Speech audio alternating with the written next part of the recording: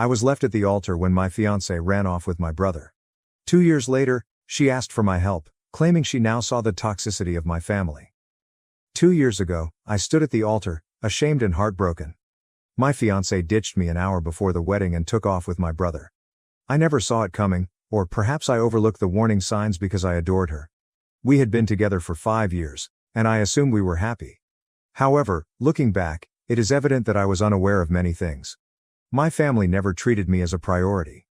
My parents always favored my brother. He was the golden child, attractive, wealthy, and the type of guy everyone gravitated toward.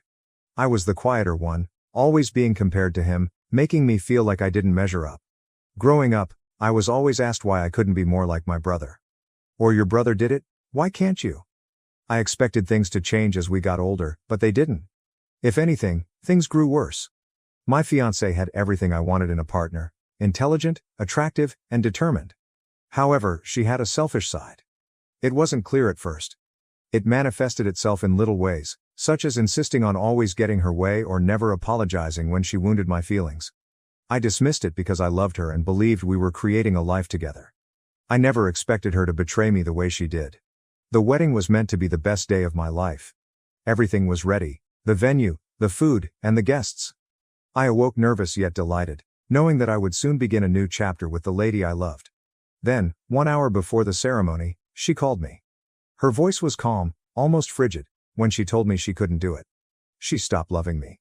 Then she revealed the true bombshell. She had been dating someone else. That person was my brother. She didn't even appear guilty about it. She stated she didn't want to hurt me, but she felt compelled to follow her heart. I didn't even have time to digest what she said before hanging up. My parents, who had already arrived at the event, knew. My brother had told them earlier in the morning. Instead of supporting me, they tried to keep things calm to avoid humiliating themselves. When I addressed them, they defended her. They said things like, "Maybe it's for the best, and you don't want to marry someone who doesn't love you." My mother even had the arrogance to advise that I be happy for them. My father was no better. He simply stood there and ordered me to keep it together. It wasn't until later that I discovered my parents' involvement in all of this. My brother had always been interested in her, and they seemed to think she was too good for me. They decided she would be a better fit for him. They had been urging her to select him for months, even offering her financial support if she left me for him. I had no clue my family could be that deceptive. I walked out of the venue that day without looking back. I left everything behind, including my family, friends, and hometown. I couldn't stand being near any of them. I went to another state and started again. I got a job, a little apartment, and spent the next 2 years repairing my life. At first, it was difficult. I knew no one, and the loneliness was overwhelming. But as time passed, I discovered serenity. I met new people, began treatment, and concentrated on myself for the first time in my life. I did not inform anyone where I was or how to reach me. I didn't want anything to do with those who had deceived me. Then, 2 years later, my ex-fiancée arrived at my home. I had just returned home from work, and when I opened the door, I could scarcely recognize her. She appeared fatigued and worn out, as if she hadn't slept or eaten properly in days. Her once confident and polished manner was gone. She shook and her eyes were red from sobbing. She told me that living with my brother had become a nightmare. He was manipulative, emotionally abusive, and disloyal. Behind closed doors, the beloved golden child turned out to be a monster. They had married shortly after our wedding catastrophe and had a child together, but their relationship had crumbled. My parents, who had previously been so willing to assist her, turned against her when she failed to achieve their expectations. She stated that she felt caged, alone, and terrified. She intended to divorce my brother but was scared of what he may do. He possessed money, contacts, and a vicious streak. She was afraid he would wreck her finances and take their child away. She approached me because she believed I could assist. She asked me to testify in court about how toxic and manipulative my family was. She believed my testimony would boost her case and help her keep custody of her child. I stood there, listening to her, angry. She had made her decisions. She knew exactly what kind of person my brother was, yet she picked him over me. She allowed my family to manipulate her and went away without looking back. And now, after everything she has put me through, she expects me to come to her rescue. I told her no. I did not yell or quarrel, I just said no. I closed the door. It felt nice. But it did not last. A few days later, the texts began. She managed to spread the news about her arrival. Old friends and even mutual acquaintances began reaching out to me. They labeled me selfish, spiteful, and cowardly for refusing to assist a woman in need.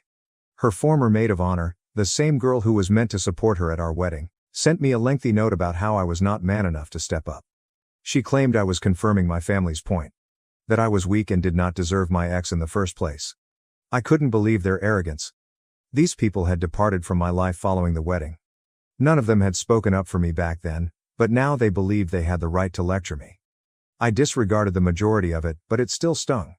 They had no idea what I had gone through. They didn't care. They simply wanted me to fix a situation that was not mine to fix. Now I'm wondering if I did the proper thing. I owe my ex-fiancée nothing. She created her bed, and now she must lie in it. But there's a youngster involved.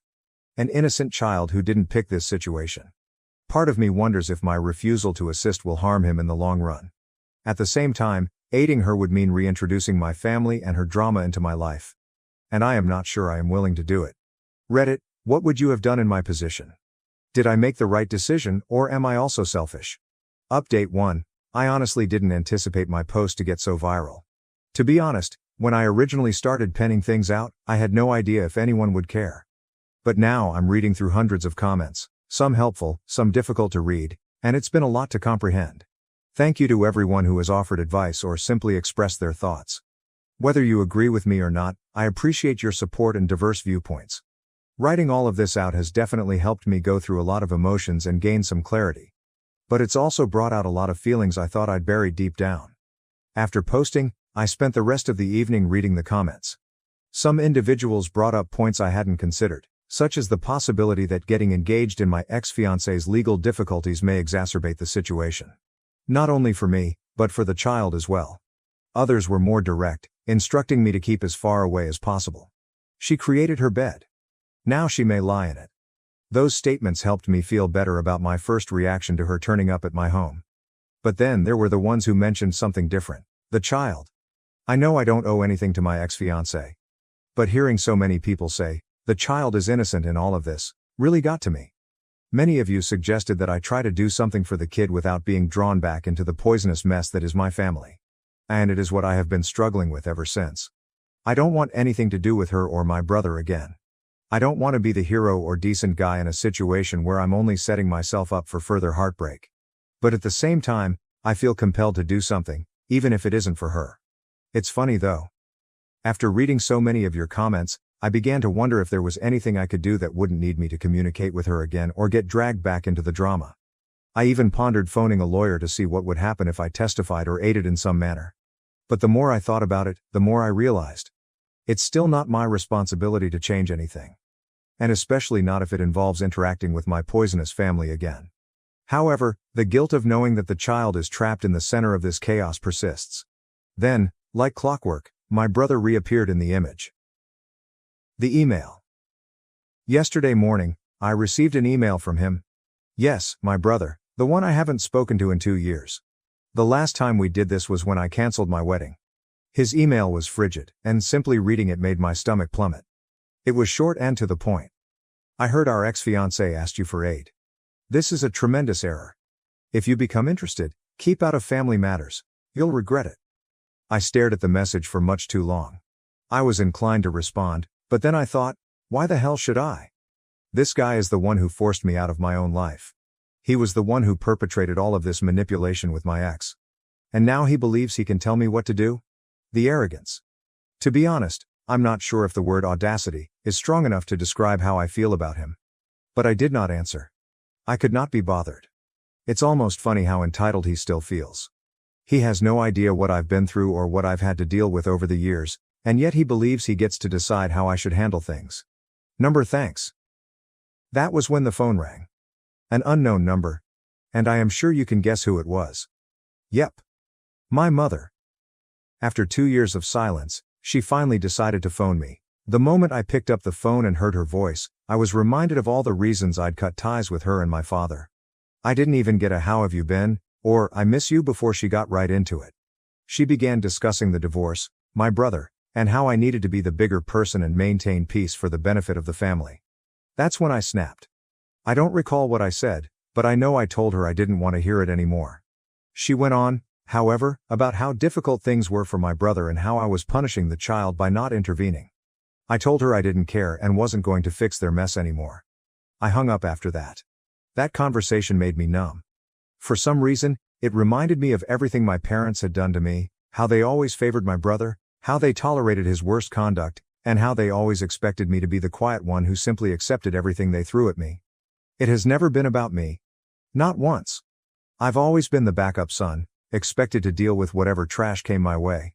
Hearing my mother defend my brother again was like getting slapped in the face. It made me realize that nothing had changed, not with my parents or with him. And to be honest, it is why I am not returning. As tempting as it is to take the moral high ground, I know I'd only be perpetuating the toxic cycle. So, I'm finished. I've made peace with going away, but this situation has resurfaced many old scars that I thought were healed.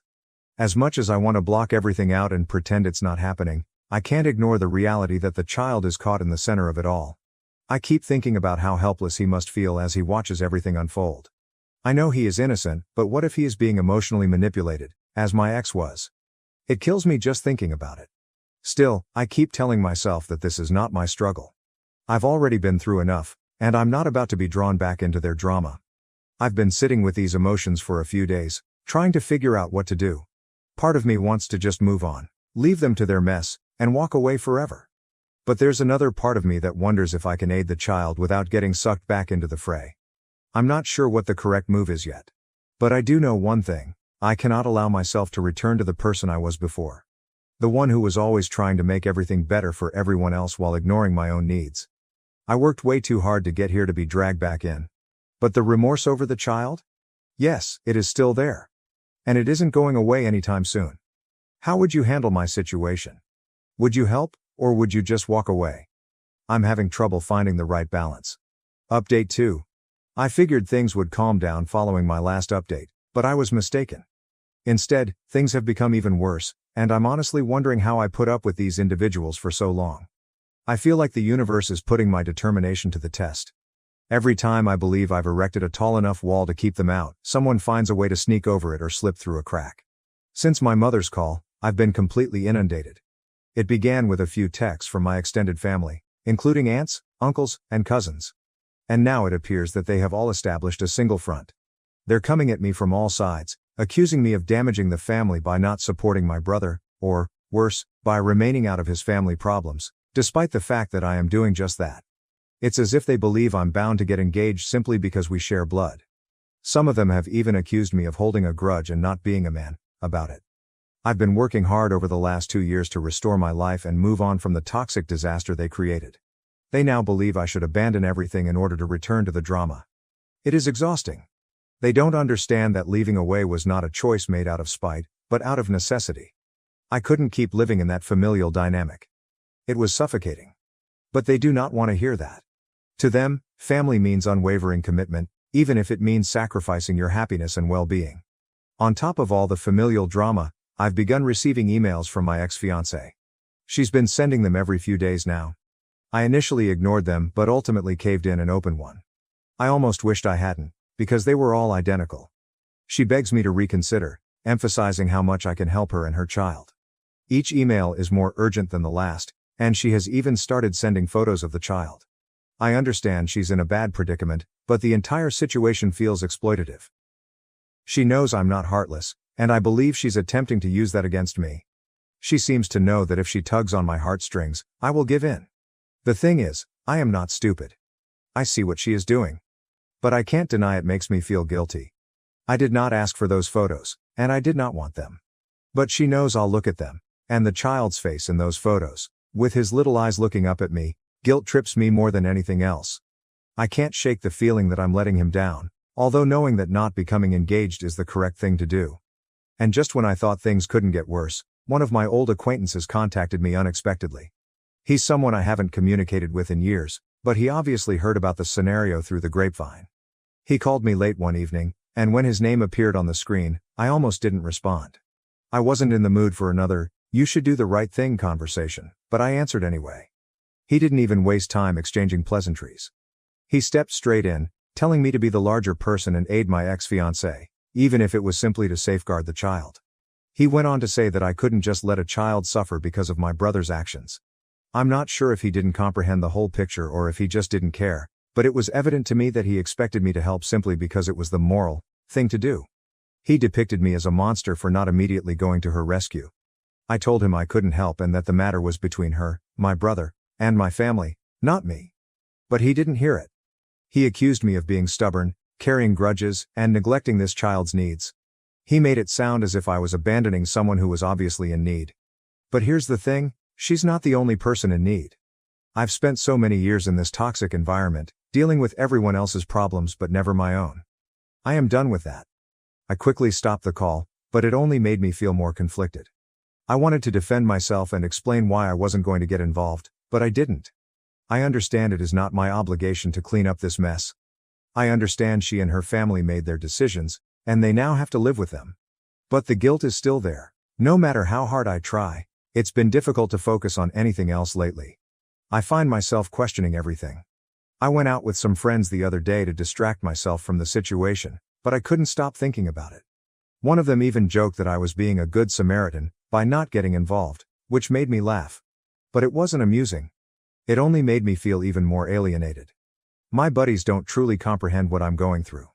The few friends I have left from my old life are either too afraid to speak up or simply believe I am doing the right thing. However, it does not feel right. Especially when a child is involved. I've also been thinking about how my ex-fiancée's situation could worsen if my brother and parents continue to press for full custody. I'm honestly not sure what could happen. My family has always been adept at manipulating the system, and I've witnessed them do so previously. I'm concerned that the youngster will be placed in a circumstance that is as horrible, if not worse, than what he is now suffering with. Despite these sentiments, I can't bring myself to get personally involved. So, I am still stuck. Part of me continues thinking that remaining out of it is the proper decision. But another part of me is questioning if I'm making the wrong decision. Will I live in regret if I don't help? And if I do help, would it only lead me back into their toxic world? This is a no-win situation. What would you do in my shoes? Would you aid the child, even if it meant reconnecting with your poisonous family again? Or would you keep your distance and let them sort things out for themselves? Update 3. After reading more of your comments and reflecting on the situation, I realized I couldn't sit back and do nothing, for the sake of the child. While I owe nothing to my ex-fiancé or my family, I understood that the child did not choose to be born into this situation. He is innocent. And if I have the means to help him escape the toxic environment that my brother and family have created, I should try. But I also realized that if I was going to do something, I needed to keep my peace in the process. I will not let them take me back into their world.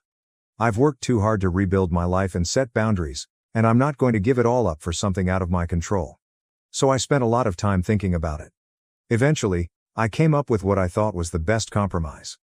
I submitted an anonymous report to Child Protective Services, CPS. At first, I was unsure whether this was the proper decision. But as I thought about it more, it seemed evident that this was the only way I could possibly help without getting dragged back into the pandemonium.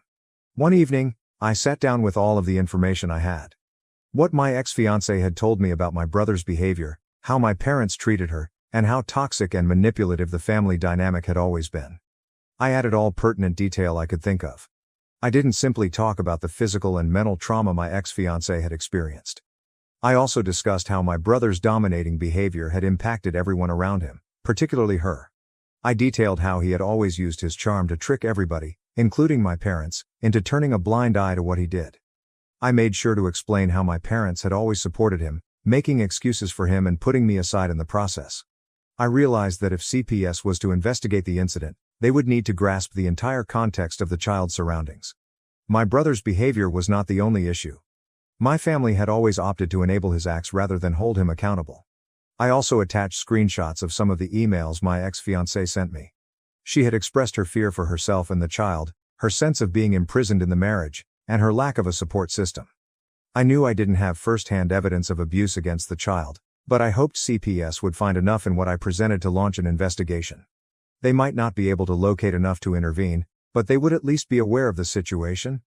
I needed to know that someone was watching out for the child, even if it wasn't me. Filing that report felt like a weight was lifted off my chest. It was the proper thing to do, but I didn't have to return to the craziness of my old life. I informed CPS that I wanted to remain anonymous and did not want to be contacted for follow-ups or participate in the case in any way.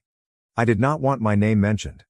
I just wanted to make sure the kid was secure, and I felt if CPS thought my report had merit, they'd look into it further without my involvement. I did not expect immediate feedback or closure. CPS was unlikely to provide me with updates, and if they did, it would most likely be after they had done an inquiry. I was at ease knowing that I had done everything I could. I didn't have to reopen old wounds from my family's dysfunction, nor did I have to get caught up in their drama. At the end of the day, the report was the most effective thing I could do without jeopardizing my mental health or the life I'd worked so hard to rebuild. In the days that followed, I attempted to concentrate on moving forward, which is easier said than done. My family is relentless, and every time I think they'll leave me alone, another message or email appears. This time, it wasn't simply my mother and a distant cousin. This time, my brother reached out. And honestly, I didn't know how to answer. He sent me a short email accusing me of betraying the family and acting vindictively. He told me I was making a major mistake and would regret it. But there was something else about the tone of the message that made me pause for a moment. It wasn't simply anger. He was concerned. I did not even bother responding. The more I thought about it, the more I realized that everything he said was pure manipulation. It was not about him. It was about control. And I wasn't about to fall for it again. I've done this song and dance previously. It is always the same. They try to make me feel awful about setting boundaries and doing the right thing. But, in the end, they're the ones who caused this mess. I don't owe them an explanation anymore, for anything. I hadn't heard from my ex-fiancée in a few days, which was a relief, until yesterday, when I received one final email from her. It was short. Just a simple message that read, "Thank you. And I'm sorry for what I put you through." There are no details. No explanations. Only those words. It left me with mixed emotions. On the one hand, I'm relieved she acknowledged the pain she caused. But on the other hand, it made me realize how much she is going through. Perhaps something has changed in her situation, or she is finally recognizing the truth of her predicament. Regardless, it's evident that she's still battling. I don't know what will happen next in her custody struggle, but if there's even a slim chance she can get the child out of that harmful atmosphere, I hope it goes well for her. But I have to tell myself that I cannot get back engaged. I can't solve her problems. And I've already contributed significantly. Now it is up to the authorities. If CPS investigates and finds sufficient evidence to act, I will have done my part. If not, I'll have to admit that I can't control everything, no matter how much I want to. Final update. Thank you to everyone who has provided advice, encouragement, and even tough love. Your words helped me understand the big picture and gave me the confidence to act without second-guessing myself. And to anyone reading this who may be in a similar situation, it's okay to keep your peace. You can care for others while still maintaining your boundaries. Doing the right thing can sometimes entail taking a step back and allowing the system to work. You don't have to repair everything yourself. Do what you can and leave the rest to people who are more qualified to manage it. I'm not sure what will happen next, with my ex-fiancé, my brother, or any of this mess. But I know one thing. Whatever happens, I will be fine. Thank you for watching. If you haven't subscribed yet, please do so and hit the notification bell to stay updated with more shocking real-life stories happening around you.